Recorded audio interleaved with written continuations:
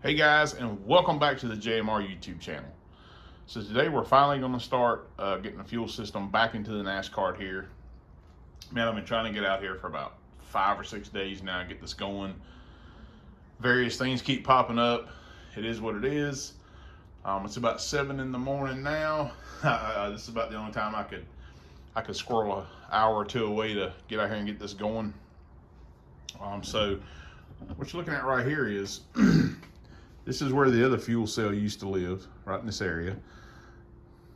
The thing with the black square tubing, excuse me, it's called a rack, and it actually held the fuel cell down.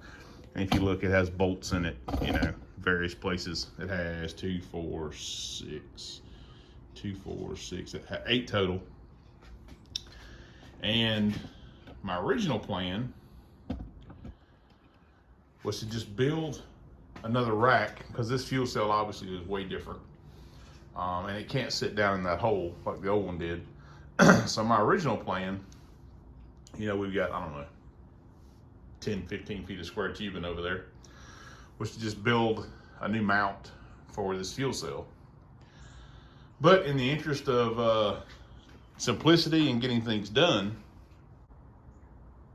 so what I think we're going to do is, I think we're going to just integrate this rack here and use this. Now, typically, this has the sump in the rear. Typically, this would be mounted this way. Mainly so when, like drag cars, when you launch, the fuel goes to the back, that kind of thing. But, and I don't know if you can see it or not, but this has a sump in the rear that hangs down, and this bar kind of catches it. So, and plus I had to make tabs off of it to bolt it and all that stuff. So I kind of got to looking at it, and we mount it this way, which is perfectly fine for us.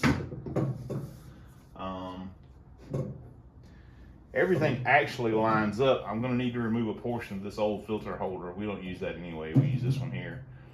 Cut, I don't know, about 1 inch of this out, slide it back about another inch, and I mean, basically it'll fit in 3 places where we can just drop a hole down through there, nut and bolt it, and then we'll have to put 1 tab on it for this ear right here. So I think that's what we're going to do, and I think that'll work out perfectly. All right, so I got this trim back like we talked about, and in case you're wondering like what style of filter that was for, this is actually an oil filter, but the fuel filter has the same body on it. Basically, a filter like that would lay in there, and you put a couple of clamps around it, and that would hold it in.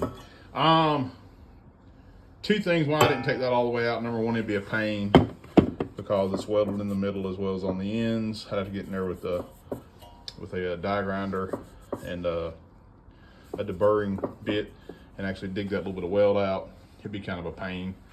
It's not hurting anything, and hell, we may use it again, who knows. One thing I do want to talk to you about is, as I was cutting this out, and by the way, we cut about that much out of it. That's the piece we cut out. Not quite 1 inch, probably right at 1 inch. As I was doing this, and I was just kind of smoothing everything back out, around these edges and stuff. That is so super important, guys. If you're doing something on your car, if you're fabbing something up and you cut a piece of metal, look, round the edges. You don't have to go crazy. It doesn't have to look like it was store-bought, but trust me, just round the edges. Right here, I'll insert a photo of what your handle looked like if you don't round those edges.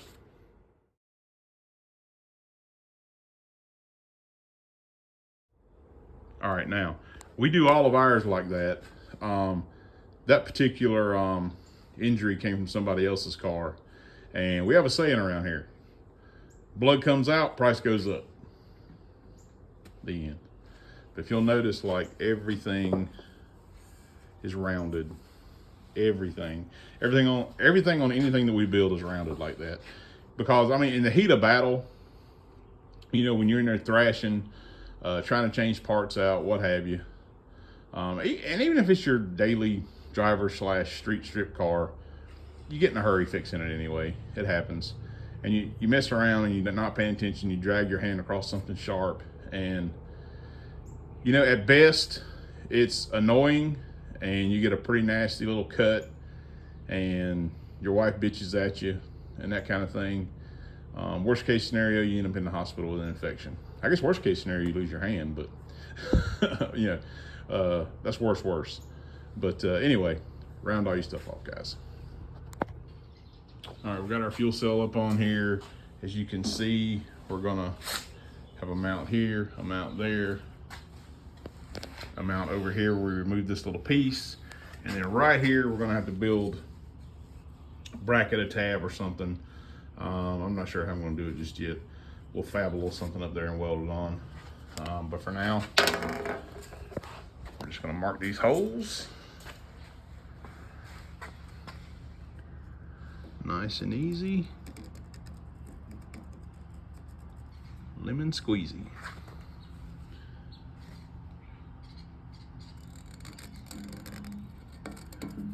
Boom shaka. All right, let's get this stuff drilled out, get this other one made, and get this thing in the car.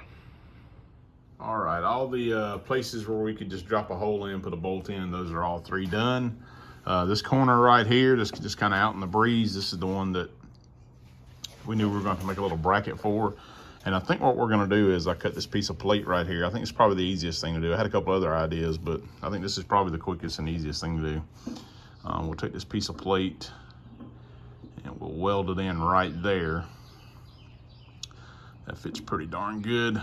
We'll buff this paint off, weld it in right there, and then it'll catch a hole on that fuel cell pretty good. Drop a hole in that deal, put a bolt in it, slam this thing back in. All right, so we got the rack welded up, painted. That's drying, doing its thing. I was looking at this, and this fuel cell is aluminum, the rack is steel. Probably doesn't matter, but I just got to thinking that maybe we should put some kind of a gasket around this for some reason. I don't really know why. I think I just feel better, the aluminum versus the steel. So what I'm gonna do is, we have this stuff right here. I don't know if you can tell, you can't see it very well. It's plastic, but it has a texture on one side and it's smooth on the other. And this is actually a big sheet of what we call skirt material. And back in the day, before you could just go buy this stuff and pull it off the shelf, pretty much cut ready to go, you'd buy this stuff by the sheet and cut the bottom skirts for your race car out.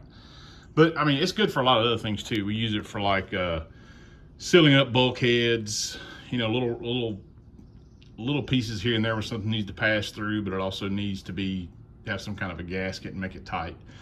So I think we're gonna try to pop us some gaskets out of this thing. And we're gonna use, we bought this thing a couple of months ago and we've used it a couple of times. This is one of those Harbor Freight hydraulic punches. It's worked great so far in aluminum. I mean, like phenomenal. Really speeds up the process. We're gonna try it on this plastic and see what happens. Right in here.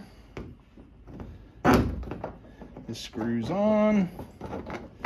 And I'm not gonna do like a product review on this thing. There's a bunch of those on YouTube, but I just thought you guys might wanna see how well this works or doesn't work. Actually, if it doesn't work, you'll probably never see it. That's the funny thing.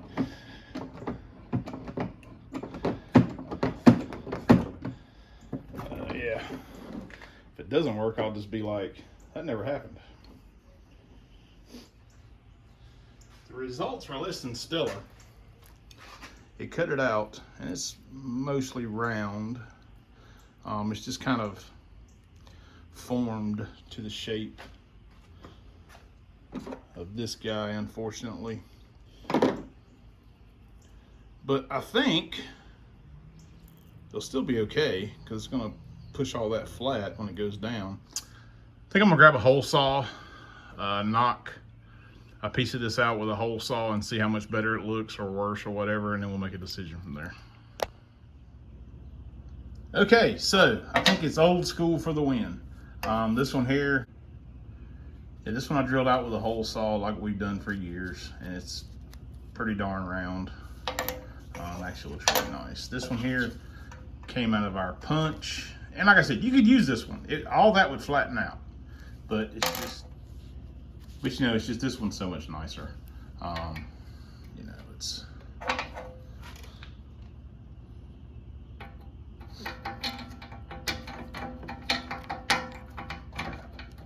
I mean, look at that. It's hard to beat that. All right, well, the fuel cell's in, it's bolted down, rack's bolted down. We have this one hose made up to our fuel filter. Man, that is an OG fuel filter right there. But it's got a brand new element in it, and it's one we had sitting around, so therefore it made it the right one. Got the one hose made. We still got to replace this hose that runs all the way to the front. It's getting kind of warm out here. Got a couple other things to do. I think that's where we'll stop today, and we'll pick back up in the next video of making that hose. And if you guys want to see about you know, putting together AN hoses and fittings and stuff like that, I'll probably shoot a little bit of that in that video, so be sure to check that out. That's what you want to see. And thanks for watching, and we'll see you soon.